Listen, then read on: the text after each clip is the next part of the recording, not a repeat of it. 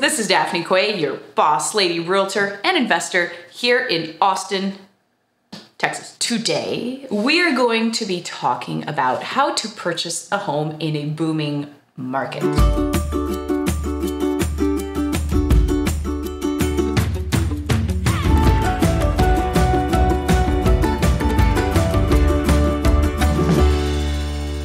Lot of information for you. So take notes, get ready, leave comments, destroy the like button.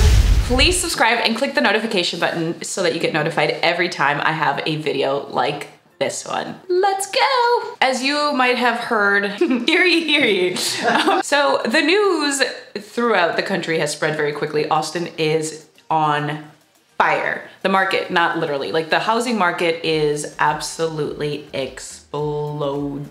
And I get calls a lot from people that are investors and people that are looking for their primary residence here because they want to have a part of that. It's really cool to have a piece of property and see it appreciate like 20% in 1 year. That is excellent return on investment. I get it. However, getting into the housing market right now, whether you're buying your family home, your own home, or an investment property is extremely challenging. And I'm going to talk about the details of that right now. What is going on is that we have extremely low inventory and it seems that we have almost twice the amount of buyers that we had last year. So let me give you an example. Most of the time we have about 5,500 homes available in the Austin metro area. That includes anywhere from like way north from like Liberty Hill to way south of Austin in kind of the Kyle area. At any given time, we typically have about 5,500 homes available. I looked in our inventory in the same space to see how many homes we have, and there are 2,020 homes available. That's less than half. And what's been happening is that because of COVID, I think people on both the East and the West Coast realize that because they can work remotely, they can literally live anywhere they want. Austin is a cool city. It's healthy, it's friendly, our weather's great. We have a lot of fun things to do. It's got lots of culture and so much variety that so many people are wanting to come here. So we're getting a ton of folks from California. I think we've all heard of the California Exodus, as well as folks from the East Coast that are looking for kind of a lower maintenance, more affordable lifestyle. So between the low inventory and the increased amount of home buyers, we have gotten an extremely competitive market. Literally a couple months ago, if a client wanted a home, we would go out, we would find it. We might have to compete with 2 or 3 other offers, but I've always been able to get my clients the house that they want. Now the market has gotten so much tighter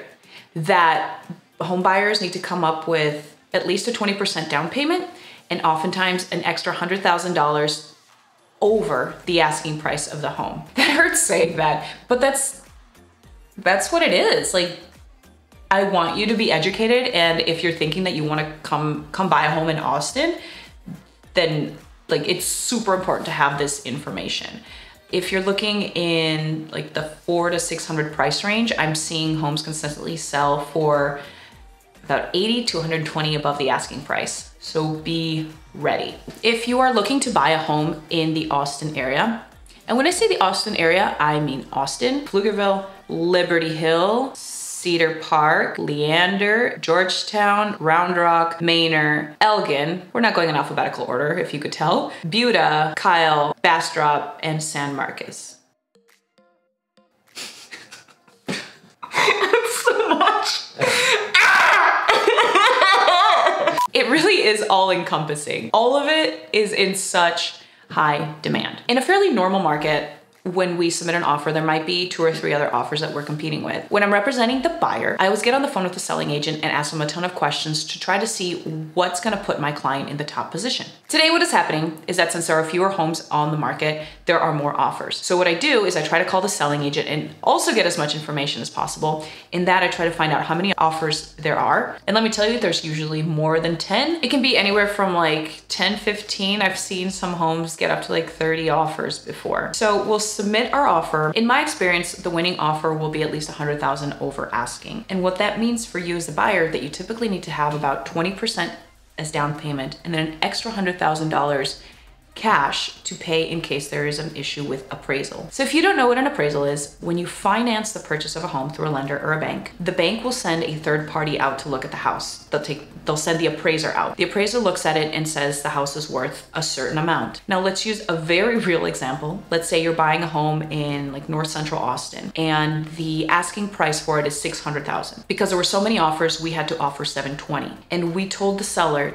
that we are willing to pay $720,000 for the difference, and you are willing to pay the $120,000 out of pocket if there's a problem with the appraisal. So going back to the appraiser will go to the house and they'll tell you how much they think it's worth. If the appraiser thinks the house is worth less than the $720,000 that we agreed upon, you as the buyer are responsible for covering that difference. So let's go back to our example one more time. The asking price is $600,000. We agreed on $700,000. The appraiser goes out to the house and the appraiser says, this house is worth $620,000. That's a $100,000 difference. So then at closing, you need to bring another $100,000 to pay the difference. Feel like I was kind of redundant there, but I also want to make sure to drive that point home because this is very real and this is stuff that is truly and honestly happening in our housing market all the time right now. And I'm certainly not saying that to discourage you. I want you to have your dream home. I also want you to be prepared and be educated and know exactly what to expect. One of the other things that we're doing that is helping win offers, it's kind of a minor thing, but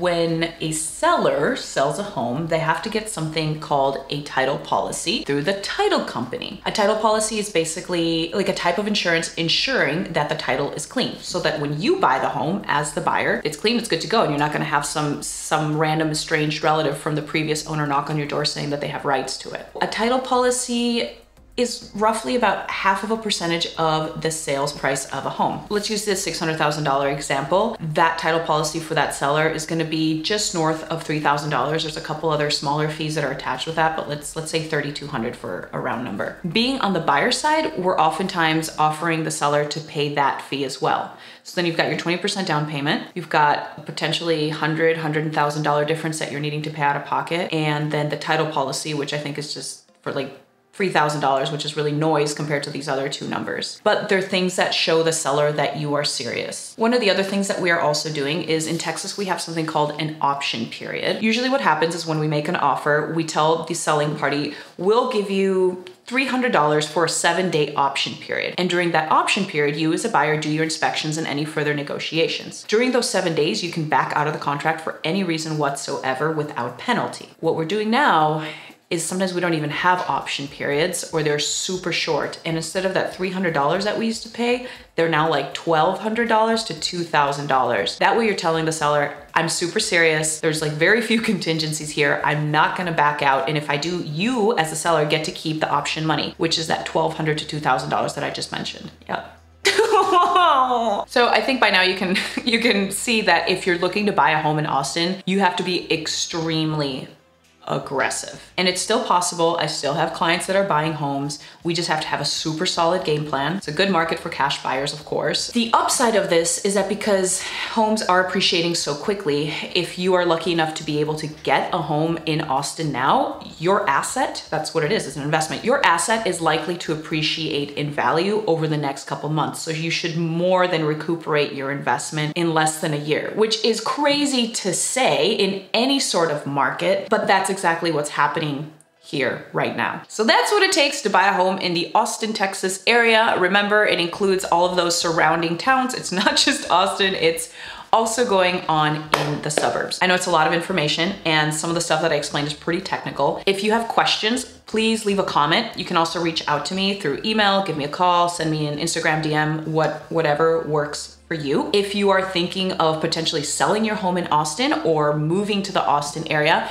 please make sure to reach out. Also, click that subscribe button and the notification button so you get notified every time I do a video like this one. And also, please like my video. Thank you.